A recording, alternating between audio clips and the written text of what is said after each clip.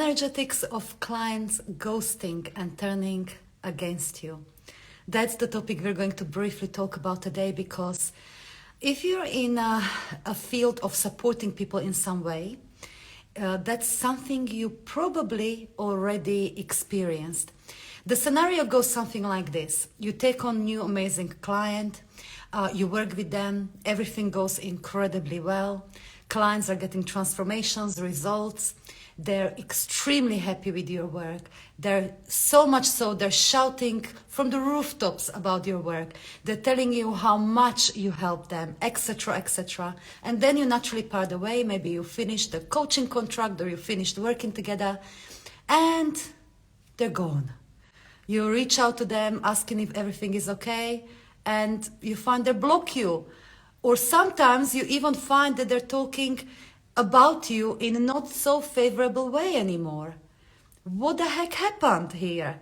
Why the client who once loved you, who appreciated you, who really worked very well with you, is now not liking you at all? Why did they turn against you? Why did they ghost you? If this happened even once, or more than once certainly, it's worth to look at this, and I'll tell you why. And by the way, of course, I'm speaking from a position where I myself, of course, experienced this. And let's just be honest, it sucks when it happens, right? We're human beings, no powerful how powerful we are, it's not nice. And here is what is happening. Here are the energetics behind it. Essentially, what we're talking about here is a little bit of trauma bonding. In other words, it's a misplaced mothering. So from position of client, what's happening is they're of course not aware, but it's not that they're not seeking education or coaching or whatever is that you're offering.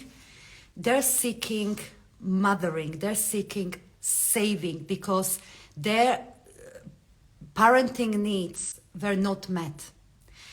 Something in them, the needs, internal needs are not met, and there's projected those needs as you're the one who are going to give it to them. So they love it when you are in that relationship, when you're working with them, because you maybe give them a lot of attention. Maybe you're answering all their questions. Maybe you give them a lot of approval, a lot of praise. So it's working when it's working. But when naturally you stop working together, they realize they don't have that fix anymore, and they're hurting. They're hurting, and so much so that you disappointed them essentially. You disappointed them. You didn't give them you're not giving them what they unconsciously need from you. So now they start going in an opposite direction. They'll find someone else who can give it to them temporarily, a new coach, a new somebody who they can put on a pedestal, and oh my God, I'm going to rank your praises. You have so much more integrity, so much better coach, so much better this than the previous one. They didn't deliver, or whatever it might be. So they project their failings upon you because you disappointed them, and they have got somebody new who is going to temporarily fulfill their unmet needs. So that's what's happening from client's position. It's essentially they're feeding the unfulfilled needs of inner child through that professional relationship with you. But here's the thing. That can't happen without our part. That can't happen with your co-creation and approval. It's a codependency happening in this kind of relationship. So how can we prevent that? How can we make sure that we don't have clients who might be happy temporarily and unhappy with our work afterwards? Well, number one, which is always worthwhile to do, is working a little bit with your own inner child. Because what might be happening, I'm not saying it is happening, everyone is a little unique, of course, but what the chances are that what is happening is you're also projecting your own unmet needs onto your client when you are working with them. So whereas your client is receiving the mothering, you give it to them through your coaching or the service you provide, and via that you receive lots of validation, lots of external approval, you feeling like you're worthy. So they're feeding your value externally, so they're receiving in an unhealthy way what they need, and you're receiving in an unhealthy way what you need. So we want to look at this mirroring, what is it exactly they're touching on. And on your part, if this is happening, if you have clients like that, or if it happened to you, you want to a little bit work with your inner child, what those unmet needs are. Maybe sometimes it's just about this, a lot of self-parenting, giving yourself love and appreciation that you haven't got in fullness when you wanted that, when you needed that. But mainly, it's also about calling that value back into you. Value which you maybe got used to sourcing through your clients, through amazing work you do, you through that thank you, through that, all of that, through your clients, that you start sourcing that value, you've got to call it back into your body. And how do you do that? By building your own energetic boundaries, by building that picture who you really are, by creating that internal source of value. More specific how?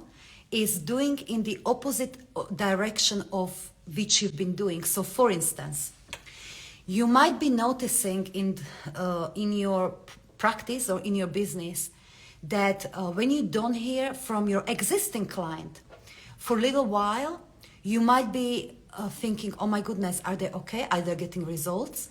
Am I doing the best I can? Let me reach out. They didn't give me update for a while. Let me ask them how they're doing. If you notice this, do know is that this unhealthy energetic relationship is probably already happening, and that you are essentially mothering. You are unhealthily over-devouring mother in this relationship. And via that, you're also, yes, you're sourcing that value through the client, but also you are sending out projections onto clients that are not most healthy for them. So if you notice doing this, oh my goodness, are the clients okay? Should I reach out to them? They should give me update. Am I doing my best, etc. You just pause and realize that, hold on, I'm working with adult human being, and if they don't if they're not in touch in between in our coaching relationship, it means they're more than okay. If they're not okay, they'll reach out. We agreed on that. And even when there is a little struggle, the little struggle in a relationship, in a coaching relationship, is not bad thing. Through struggle, like butterflies strengthen their wings by coming out of the cocoon, that's also a little bit of when client needs to sort out their own problems sometimes. It's not a bad thing, it's empowering. It's when they come with every little thing and we're like, oh my goodness, whatever o'clock it is, I'm going to help the client to answer this question so they can make that next decision, next move. I'm going to fix it for them. I'm going to find solution for them. This is how you start creating this unhealthy relationship. You're creating that codependency. You will constantly work and overwork because it makes you feel good. You help them again. You solve that problem. You give them detailed strategy. But they're also getting used to being in their inner child and in their victim, and you're the solver, you're the mother who is going to solve everything for them. So you're feeding this. So if you notice you're reacting like this, like, no, I'm working with hugely resourceful adult being who paid me for my services, and I know if I don't hear from them, they're more than fine. So it's a perception you change about your client, and you remind yourself to stay in your value. Secondly, if you notice over-delivering because because they're asking you every question before every decision, or they come with every little thing, you need to start pulling back. So it's doing something in a different direction, in a healthier direction, so they start sourcing more inside of them. It's not to say not to support your clients, but of course we do. But it's not about giving our maximum. It's about giving our best. So if you feel or if you know that you're actually giving your maximum, you're there answering every question, solving every problem, you're disempowering them. So you need to communicate, and it might take a courage to communicate that this is not healthy for the client to come with every question and you are there doing it, essentially solving it for them, and teach them different strategies. For instance, in my programs, I guide clients how to source information internally, how to connect with a sense of clarity, etc., etc. And if they cannot work it out within 24 hours, yes, then come to the group or come, ask. But stay with your problem, because we all have resources, even inside, to make decisions this way or this way, to come up with answers to questions. We all have it inside, but we're not using it. We're doing it for other people, our coaches, etc., etc. We're never gonna become the most powerful human beings. So you teach them to stay with that problems, to source the information, intelligence internally, and if they really need support, if they can't work it out after a while, then they come. Yes. So you'll start pulling back, you start strengthening the boundaries, and you start pulling back, which feels like practically that you will be doing less for the client, because you will no longer be overworking and doing it for them. But however, you will stop pushing them up the hill to make the change, to make the transformation, to get the result they want. But instead, you will be guiding them to make their own way upwards. It's going to be a little bit harder for the client, but it's going to be way more transformative for the client, especially long term.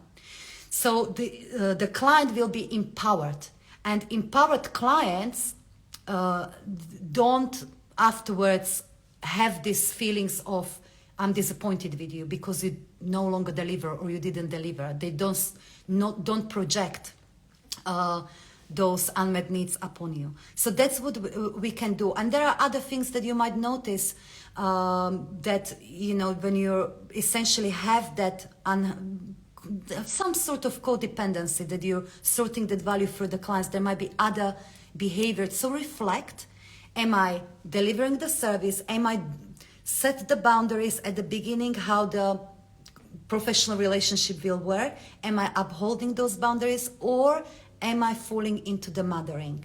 And if you're falling into mothering, start doing something in different directions, start reinforcing those boundaries.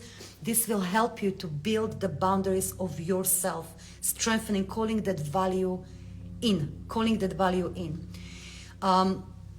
The vision here, and I'm saying the vision here, I